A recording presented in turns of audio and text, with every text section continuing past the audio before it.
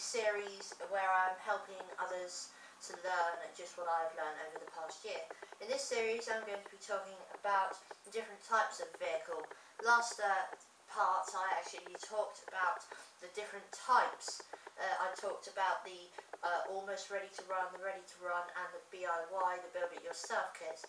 This time I'm going to be talking about different types of vehicle. In other words, for example, off-road buggies, drift cars, or rally cars, buggies, trucks, whatever.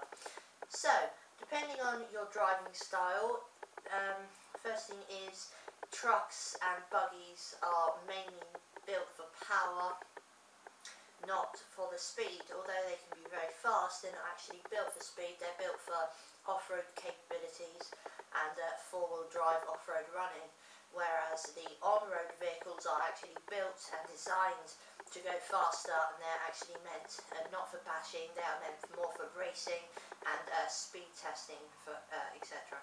So depending on your driving style, if you like bashing RC vehicles, if you like jumping, and if you like off-roading and getting them dirty in the mud, etc., or hill climbing, then I should say that an off-road vehicle is more suitable for you. You can buy a buggy, or you can buy a truck, or you can buy a truggy, or you can buy a short course truck. Both electric and nitro ones are good. Remember, if you buy a nitro, they require more maintenance, whereas electric, you just plug in a battery and go. However, once the battery runs out, you have to get another battery, whereas nitro, you just have to fill it up. Consider them points, but more details on that area will be explained in a later video.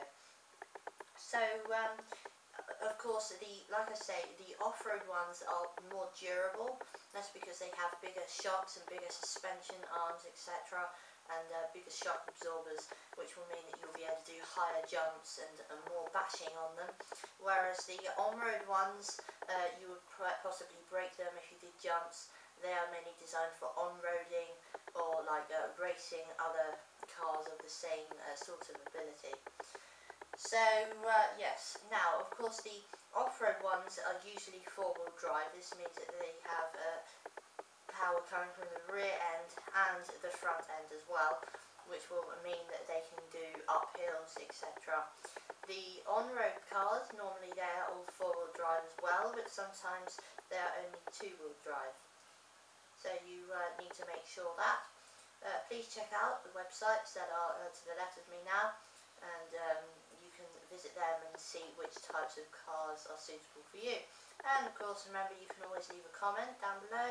Stay tuned for the next part. The next part is going on about the required tools and accessories that you will need to maintain your RC vehicle, and also which things that you will need to look after it and keep it running good, in other words. So stay tuned for that part. I hope you're finding these parts educational. Thank you very much.